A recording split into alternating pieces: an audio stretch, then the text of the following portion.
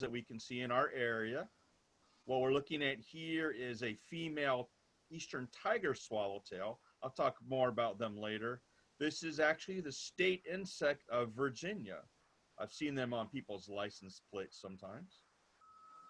So you can see that. Okay, just really quick, butterfly, parts of a butterfly. Sometimes we talk about the antenna club here. We talk about margins, which is this area down here. And, you know, basic parts of an insect, the abdomen and the head, thorax. So then we have the four wings, the forewing and the hind wing. So it's basically, sometimes people ask, what's the difference between a butterfly and a moth? One of the big things to notice, one thing, butterflies more often fly in the daytime, moths at night, although there are day flying moths also. But one thing you really notice is that butterflies have a knob on the end of their antenna, which I'll show you. Moths do not have that little knob. They are more of a hairy or kind of fuzzy antenna, okay? And their bodies are going to be thicker also. And the way they hold their wings are generally different too. Moths won't hold their wings straight up like this. So that's one way to tell. Also, moths are just a lot more fluttery. So one thing that's important to understand is the difference between host plants and nectarine plants. Host plants are what the caterpillars eat. This is a monarch caterpillar eating milkweed, which is all they eat. They eat the different kinds of milkweed. Very particular about that. Whereas these are also adult monarchs, and they're nectarine on coastal goldenrod. So the nectarine plant and host plant are very different. Host plant is what the caterpillars eat. Nectarine plants are what the adults eat. And the adults are not as picky as the caterpillars are. So they'll nectar on a wider variety of flowers than the caterpillars were. Okay, one thing, it's hard to be a butterfly. It's a tough life. They only live maybe a few weeks, a month, maybe a little more as an adult, except for one exception, which we'll get to. But I don't know if you can see this, but right here, this is a spider that has grabbed this buckeye butterfly. Right here, this is called a crab spider. And what these things do is they'll sit on a flower and ambush a butterfly. And they can be any shade from white to yellow. And they can spend up to a week changing their color to match the flower they're on exactly. So you can see this spider is the exact same color as the flower. So this butterfly had no idea what hit him. So that's nature though, right? Crab spiders got to eat too. So we'll just start on the butterflies that we have in our area. First one I mentioned, I showed you that in the title page, was the eastern tiger swallowtail. These are both eastern tiger swallowtails. They can be yellow or they can be black. Now the yellow, all males are yellow. This is a male here. It does not have all the blue on the bottom like the female does. But this is also this is a female, the black ones.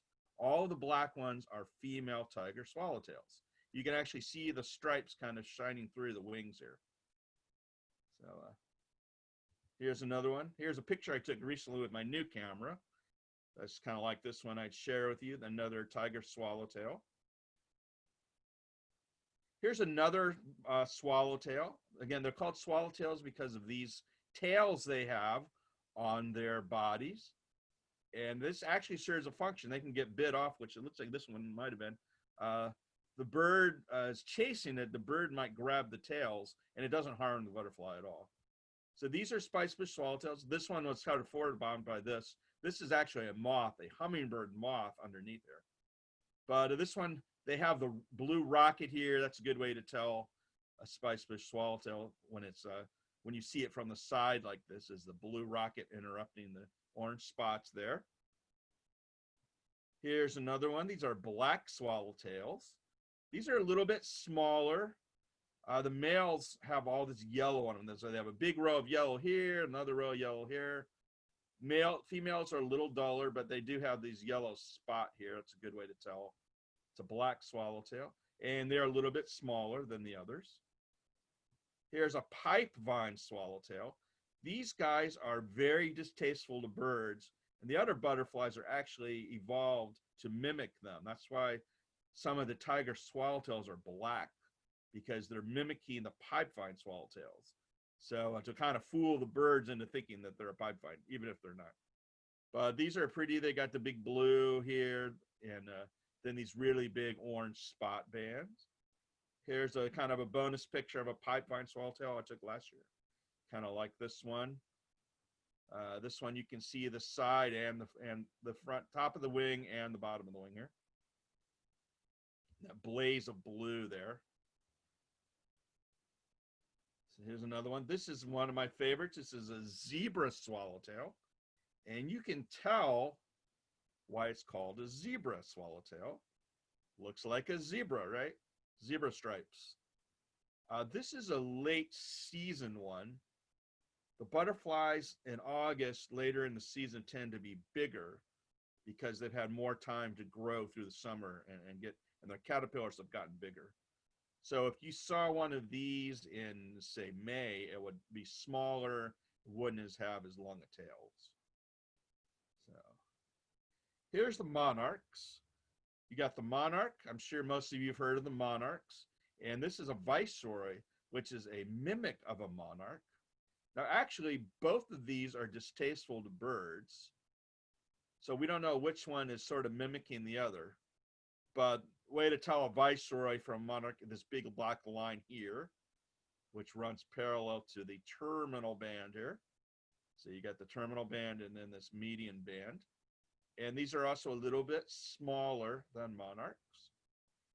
And I also wanted to mention, here's another way, a lot of butterflies, you can't tell the difference between the sexes, who's male, who's female. Monarchs, you can. The males have these scent glands here, these black dots. That's the way to tell it's a boy. Females do not have that. And of course, what monarchs are most famous for is the monarch migration. They will winter in Mexico in the tens of thousands, and then they'll fly back up into the United States. So what happens is they'll leave leave Mexico, they'll come up here, and then they'll kind of go north in stages. And you can see the different routes. Here's the ones we have. They'll fly all the way up into Canada. And then in the fall, they fly back all at once. And each individual monarch will fly all the way from where it is all the way to Mexico. We have no idea how they do it. It's crazy because their great-great-great-grandparents were in Mexico, but they've never been to Mexico. And they actually turn off their hormones at that point. So that's how they can live 8 to 9 months, because they fly all the way to Mexico, they winter in Mexico, and then in the spring, they'll fly back up into Texas. And then they'll breed and die. So we call that the super generation, because they live so long compared to the other butterflies, the other monarchs. So in Cape May, New Jersey, and other places, they actually tag the monarchs. Here's a tag you can see here. And that's so they can keep track of them. And what they do in Mexico is they'll hire the local people to collect these tags off the ground. So they pay them every tag they find. They pay them, and then they can tell where the butterflies are coming from. I should also mention there is a population in Florida and also one in California, which stay where they are. So the ones in Florida will stay in Florida. Ones in California, although the ones in California will migrate from Northern California to Southern California, but it's a different population than the ones that go to Mexico. All right. So yeah, this one, here's another nice butterfly. This is a painted lady. This one, I took this photo in Andale Green Spring Gardens. These guys, you see them all summer in small numbers, but they really get more numerous in the fall because they will fly up from the south into our area. We call that an eruption, IRRUPTION. So they will erupt from the south, and you'll get a lot of them up here in the fall. So there's another one called an American lady. So we got, this is a side view. So the painted lady has small dots here, 4 small dots. American lady has 2 big dots here. So that's the best way to tell them apart when they're sideways like that, because they look pretty similar. They are related. They're both ladies. Here's another one that's also related to those other lady butterflies. This is a red admiral, another one that's very common in the fall. So this is interesting. You can see the contrast between the top of the butterfly and the bottom of the butterfly. So this is when he wants to show off, be showy, show us what he's got. So the females will see him, but when he wants to kind of hide, you can see the camouflage here. So if this guy's sitting on a tree or in some leaves, it's difficult to see him. So that's an interesting adaptation. Helps the butterflies hide from predators. So here's these are pretty common butterfly. This is it's pretty big. It's a big butterfly. It's called a great spangled fritillary. Sounds very impressive. They are. They're a cool butterfly. You see a lot of them out in fields. Best way to identify this one is if you see the side view, these big white spots here. It's a fritillary. Maybe that's an interesting word. Great spangled fritillary. It's another one. This is the variegated fritillary. This one, it's a kind of a medium-sized butterfly. They've got different marking on the top. One thing is the contrast between this yellow here and the yellow here and this big band here. That's the way to tell them apart. A lot of these, you need a field guide. You need a little practice. A lot of butterfliers takes a while to really get the hang of separating some of these species, especially the skippers, which we'll get to. But yeah, with some practice and a field guide, and you can use other apps. You can use iNaturalist to identify butterflies. You can use you can put them on Facebook. You can ask if you know a butterfly person, you can ask them. So there's ways. We did a butterfly count recently. That's one thing we do is we do butterfly counts. Basically, we have teams of people that go out and do a census of the butterflies. And then this is reported to the National Butterfly Association. And it's all in the name of citizen science. So all of these sightings go into their database. So we know what they know what we've seen, and we have data from many years of doing this. So it's good. It's good that you can do science kind of as not as a non-professional, but you are contributing. So it's pretty cool. We do that with birds too, of course. So another fritillary I wanted to mention is the meadow fritillary. This one is much smaller, and you're not going to probably find that in the suburbs, more likely out in fields, more rural type areas, or meadows. It's called a meadow fritillary for a good reason. And this one is a little more, not as strongly marked as the other butterflies. And like I said, it's smaller. So this is one of my favorite butterflies, the hackberry emperor. So this guy, they host on hackberry trees. That's why they're called hackberry emperor. But you can see this one is on this guy's foot here. So they seem to love human sweat. I think they get minerals from us because they'll come and land on you. And I had one land on my hat. It was a really hot day, so I was fairly sweaty. And it stayed there for about 20 minutes. I didn't brush it off. I wanted to see how long it would stay, and he hung in there for a long time. I was walking around with him on my head, and he just stayed. So they're, I guess you could say they're kind of friendly, but that's anthropomorphizing. I think they just want the minerals in our sweat. But still, they're also very pretty. Hackberry emperor. Here's an interesting one. This is an eastern comma. It's called a comma because if you look with its wings closed, it's got a little comma on it, right? Right there. And they have excellent camouflage. If you saw this, the only reason I know it's a butterfly because I saw it move. You would definitely think this is a dead leaf, right? But when he opens his wings, you can see all the pretty orange. These are also interesting. We call these angle wings because they have, you can see the wings are kind of jagged and make angles, right? So these are interesting too because they actually winter as adults. Some butterflies winter as eggs, some winter in their chrysalis, which is like their little cocoon. For butterflies, we call it a chrysalis. But these guys actually will winter in the leaf litter. And then sometimes, like on a warm winter day, you can actually see them come out and fly around. And then when it cools down again, they go back into basically their hibernation or torpor or whatever it is. But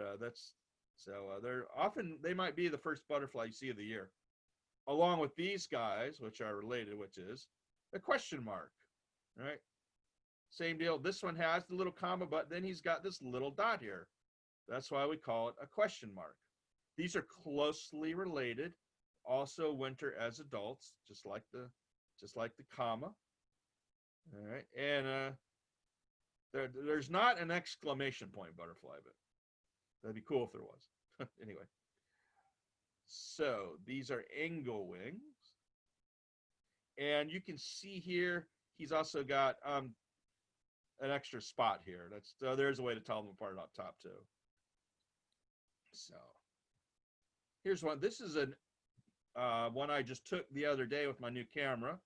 This is a common buckeye, and you can see why it's called that. He's got these big eyes here, and they are pretty common.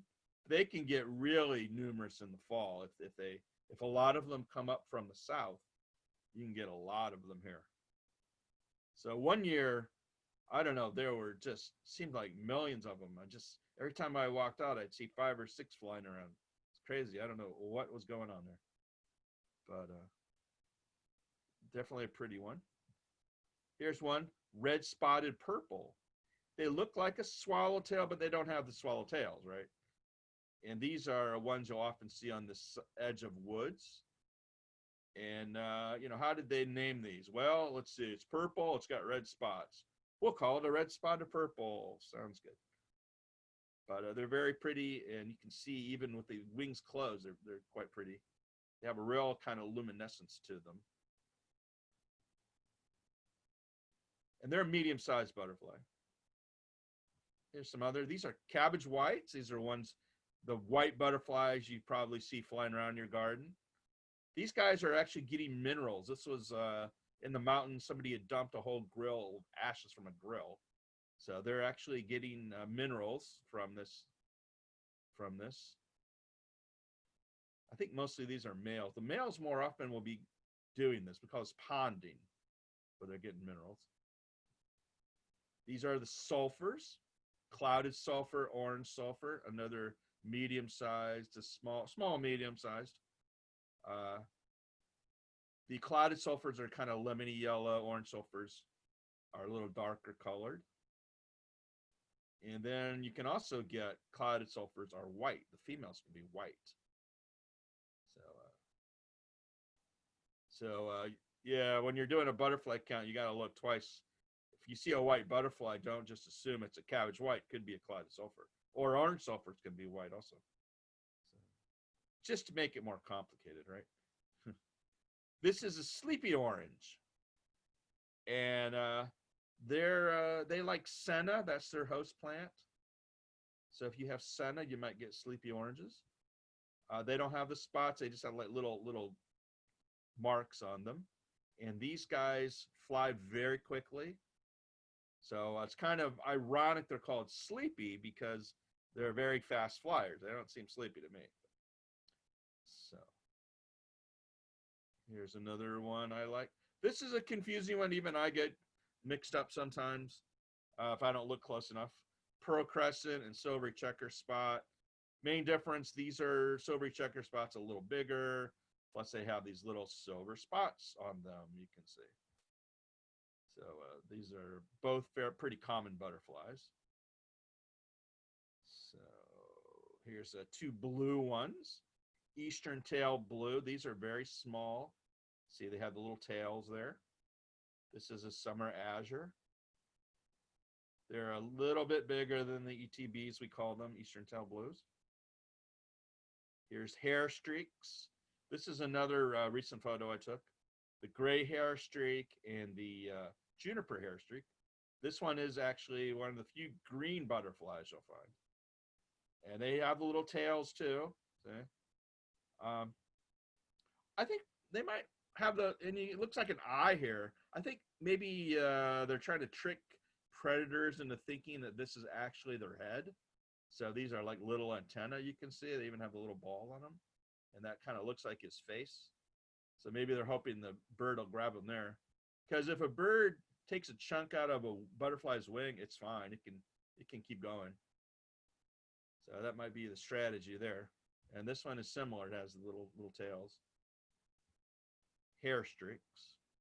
There's another hair streak. Same thing as little tails. This is a red banded hair streak. Fairly common, but you don't see them every day. So I like that photo. I took that one at Meadowwood in Fairfax County. This is an American copper. This is one I took at the 868 winery out in Loudoun County. We went there as part of our butterfly count. So this is one of the this is a pretty small one, but he's very colorful. And this one is, I wouldn't say it's rare, but it's pretty uncommon. I don't always, that was the first one I'd seen all year. So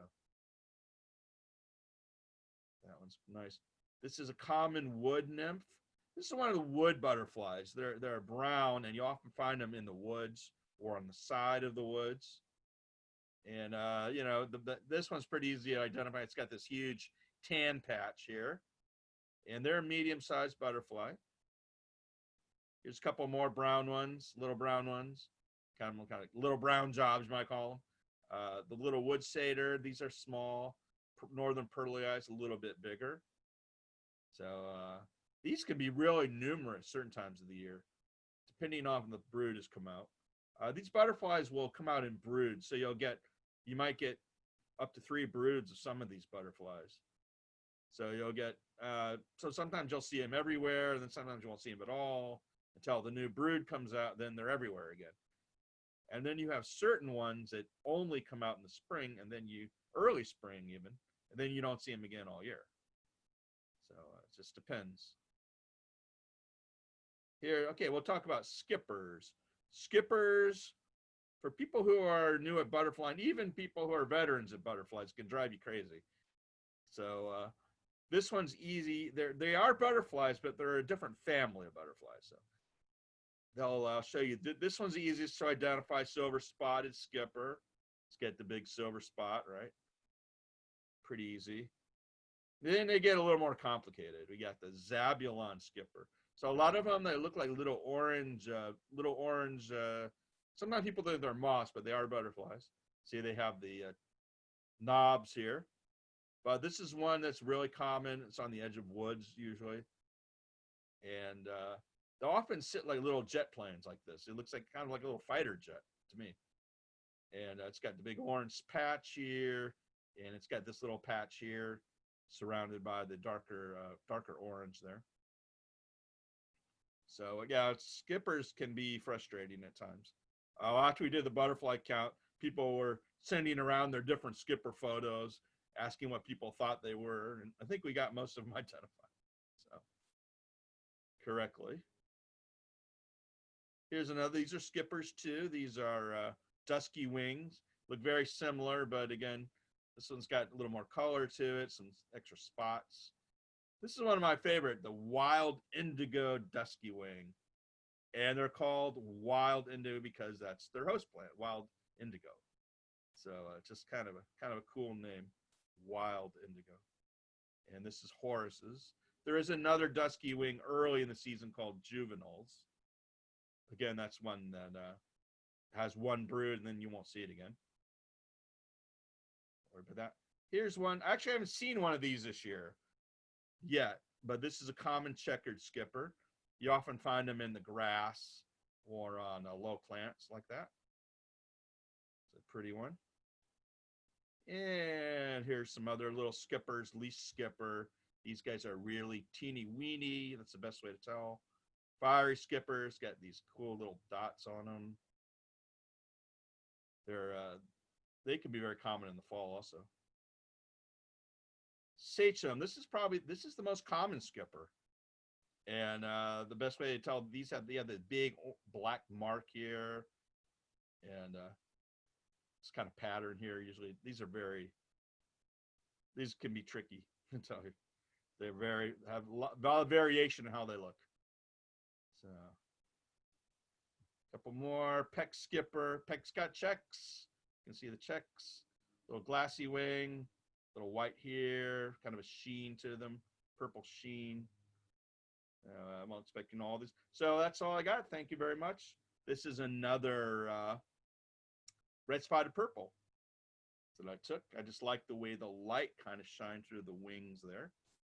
So I thought that was interesting. And stop my share. All right. Okay. I don't know if anyone has any questions. If you do, feel free to unmute yourself. There was one that came in through the chat. Okay. That says, do any butterflies discussed today other than the monarch migrate? No, they don't. Some of them will migrate from the south, like I mentioned, the eruption. So they'll come up from the south and lake, but then they die here. But there's not any that really migrate back south like the monarchs do. No. Not in North America, at least. There might be some in other countries. I don't know. Gotcha. Just got another one. How do you tag butterflies without hurting their wings? I've never done it, but say butterflies' wings are pretty sturdy.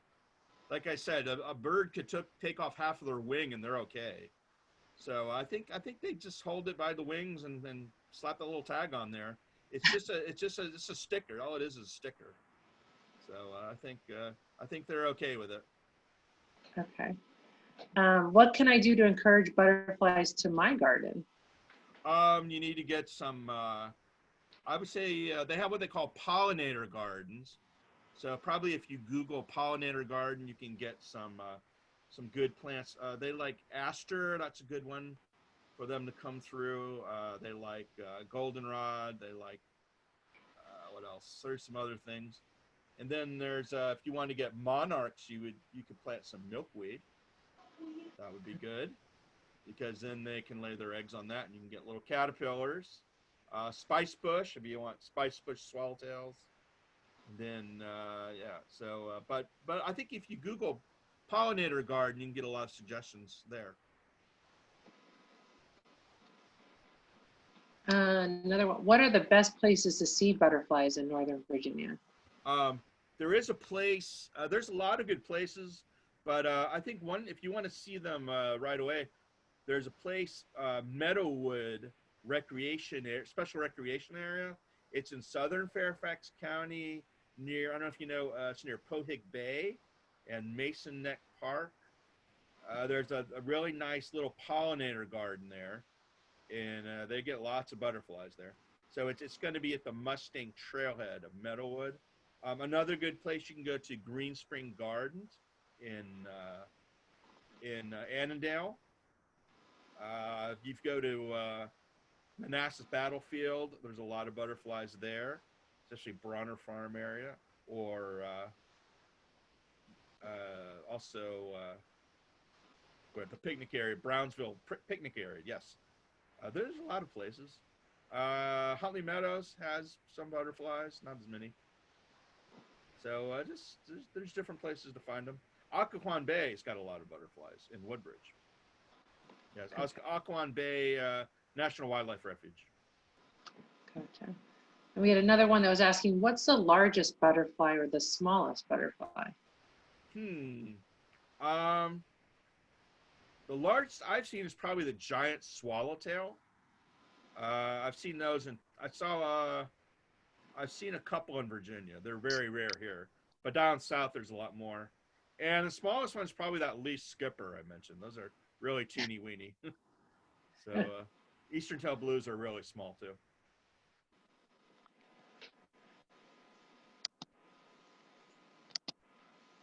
I don't know. Oh, okay. Are butterflies active at night? Generally, no. That's No. when the moths come out. Okay. Yeah. We'll see if anybody has any more questions. Those are good questions.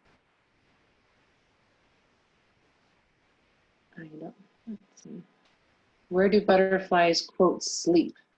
They'll just get under a leaf or in the grass and hang out there and sleep. You know, trying to stay away from try to get under cover. You know. I mean, would they have any predators that would specifically be hunting for them at night, or would the probably not. More during the day? Yeah, I don't know. A bat might go after them. I don't know. I don't know. But just, you know, they can't see, so they're just gonna, you know, take it easy. And how late in the year will we see butterflies? You can see them into early November, maybe. And like I say, if you get a warm day in the winter, then those question marks and commas, and there's another one called a morning cloak, can come out. So you can see them almost anytime. But for the most part, I think by mid-November, most of them are gone. When you get the first frost, heavy frost, that'll kill off a lot of them, most of them.